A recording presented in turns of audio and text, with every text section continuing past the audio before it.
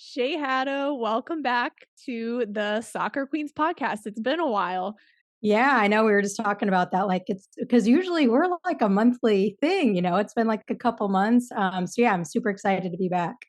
Well, I know that you've kind of had a little bit of a break and just taking a step back, and I've kind of been on a little bit break as well. And it's just nice to have this discussion today on what empowerment means and what girls are being told about it and what is empowerment in a way that is healthy for the individual, because I think young girls are being pressured to participate in this hustle culture or to only put their identity in their sport or their career one day. And it's like, look, Yeah. you are empowered and valuable in so many other ways.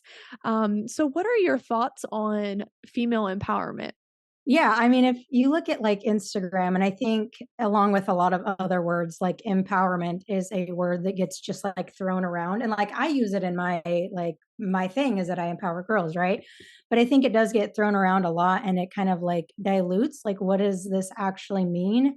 And I think a lot of times on social media, people take it as to yeah, let's go out, let's hustle, let's grind, let's go out and be the best, let's just like that kind of stuff, like the hustle culture.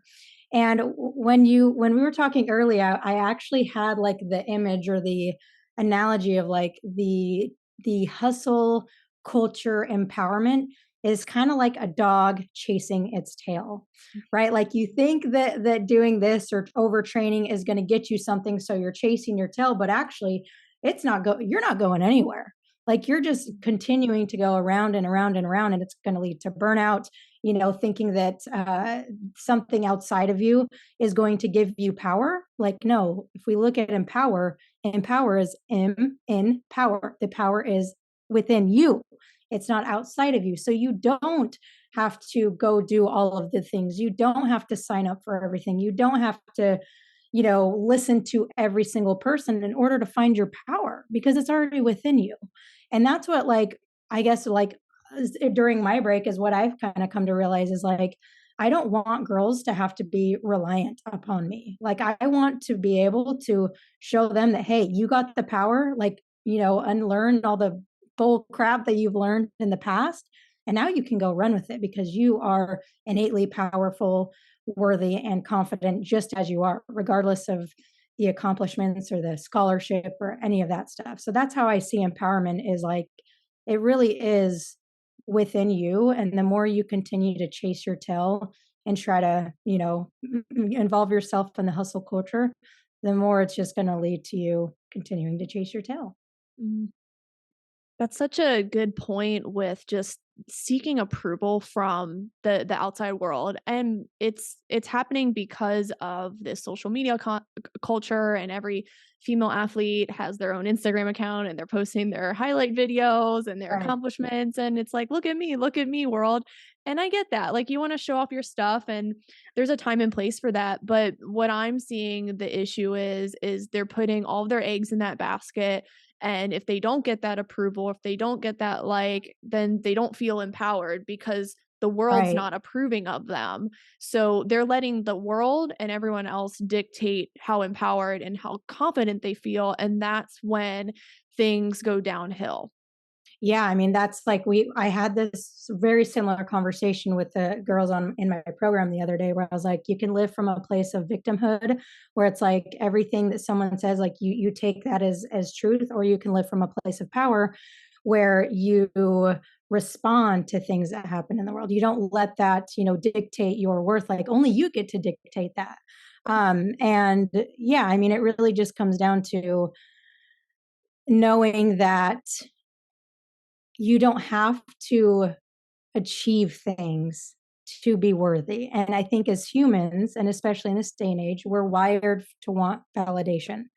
Like we're wired to want to belong. We're wired to seek feedback and approval and all of that stuff. But at the end of the day, like if you approve and love yourself as you are, then people will mirror that and you won't need that validation. Will you still like the validation? Sure. But you don't need it as soon as you come from a place of like hey, like I am good enough no matter what I do. I think a lot of girls are just being told, "Hey, you're only empowered if you get on this team or you go to this college or you get this job, you get this PhD, you make this salary a year." And it's like, look, like we should be externally motivated, like that's a part of motivation, but if it's just that and we don't have this like deep intrinsic joy for what we're doing, then we're not going to be fulfilled and we're going to be left anxious or sad and like we don't have that purpose in our life because the outside approval is so temporary and it's not guaranteed. And I think that's when girls start to lose that empowerment because they're letting certain things that are so fleeting to like define them, their identity, and their worth. Well, yeah, I mean, anything that can disappear or leave you is not you. So your thoughts are your thoughts you? No, because your thoughts can disappear. Like, is someone's approval of you or disapproval of you you? No, because that can also disappear, right? And like me being really vulnerable here, like talking about all of this, and we talked a little bit about this off air, but like I got to a place, I would say earlier this year where I was starting to feel a little bit burnt out because I was placing a lot of my worth as a person in like how well my business is doing. And I was just like grinding, grinding, grinding, trying to make it work, trying to make it work, trying to make it work, trying to be better. And I really, a couple months ago, I was like, you know what? Like I need to take a step back because I need to reevaluate like what's important to me and reevaluate my message and taking that step back and just like really sitting with myself and just like reevaluating what's important to me has allowed me to then reignite this passion and this love of helping girls. Not that I stopped loving doing that, but it just became more of like a chore and a job and something that I had to do. But as soon as I took a step back and allowed other things to happen, like it naturally just became more of like, this passion inside of me again. So same thing can happen with sports, right? Like if you're playing your sport constantly, pretty soon it's going to feel like a chore. Like when I was playing, it was like it literally felt like a job. Like I hated it, right? But then if you take a couple months off, it's like, oh my gosh, I'm so excited, I'm so ready to come back and come back even stronger. So you can look at it with a job, a sport, a hobby, like whatever it is. A lot of times taking a step back will allow you that space to like come back even more powerful than before. Thanks for sharing that. And I do love what you said off air, and that you don't want these girls to rely on you and like outsource all of their power to a guru. It's like they come into your program, they learn what they need to learn, but you're equipping them to go out into the world and to use these tools and to not be in your program endlessly. Like that's not the point. And with you changing the way you see that, has that helped you, like, find that love again where you're just like, "Look, like, I'm not for everyone. People aren't meant to be with me Yes. forever, and I'm fine with that. That's my mission." Yeah, well, it's taken a lot of pressure off me too. I used to come from this place of like, I don't know if martyrdom is the right word. I'm not even totally sure what that means, but I think it's the right word. Where like I had to like save the girls. Like if I wasn't there, then they were doomed. You know what I mean? Like that's a little bit dramatic, but that's kind of how I approached it. And I did want girls to like stay in the program for. I was like, you need this, you need this, you need this. I maybe didn't say it like that, but that's kind of how I approached it, even earlier this year. But now it's like I want to have a relationship with the girls I work with to where it's like I can be a mentor and I can share and I can reflect and we can, have a relationship. But at the end of the day, like I want you to eventually not even need me at all. Like I don't want you to need me, period. I want you to, want the relationship, but I want you also to be able to like be like, all right, Shay, I got it. I'm good. I love you. I'm ready to fly. You know what I mean? So it's been this total shift as far as empowerment goes, where it's like a codependent relationship to like, hey, we're gonna have this amazing relationship, but you don't really need me. You know what I mean? It's very interesting because I see, like, the opposite happening in, like, the guru space, like, just our industry and other industries. It's like, in the marketing, it's like, "You need this," like, it is, like, gonna save your life, and it's like, "Okay, well, like, maybe, but, like, maybe it's not for me," and I think sometimes it's just not genuine enough, and the way you're approaching things is like, I want to teach you for as long as I can, and then just allow you to take that, empower yourself, and use these mental skills in your sport and also in life. And that's the whole point of my program. It's not to keep you here like every year and keep resubscribing. It's very scary and I see it happening more in the online coaching space. And I even tell people who are about to be remote clients, I'm like, look, like eventually you're not going to do this anymore.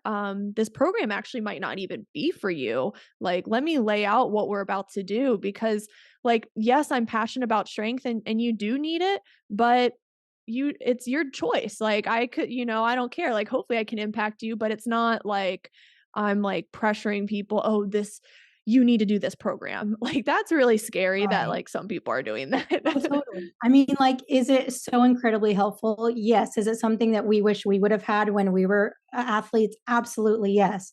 But are you going to be doomed and screwed if you don't work with us? No. Like you'll eventually figure it out. Maybe a little bit slower. You know what I mean? Like you'll figure it out. Life will teach you. Um, so yeah, I think we're both coming from that same place of like we want to help people as long as we can, but ultimately we want them to know that like they don't need us or they don't need anybody to like give them that power and that sense of confidence in themselves. Mhm. And, I've been on some of your calls and they're really amazing, but I can definitely see, like, if a girl's in a situation at home and it's not an environment where she can thrive, then that can be hard for her to, like, feel in her power. So what do you think about that? Oh gosh, I mean that's hard because that's where they're at Mhm. 99% of the time is at home, at school, watching TV. So it's I'll give like a real life example here. So on my call, I think it was either this week or last week, I asked the girls like what's your biggest roadblock to being confident? And they, said a lot of them were like fear of judgment, also fear of being confident and being judged for being confident, that kind of stuff. And I said, okay, well, who taught you that? Like, where did you learn that from? And most of the girls actually said like the media, TV was a big one, right? TV and now Instagram, TikTok, whatever. So, yes, there are other outside forces, whether it be parents, coaches, school. That was a big one too, was school and friends.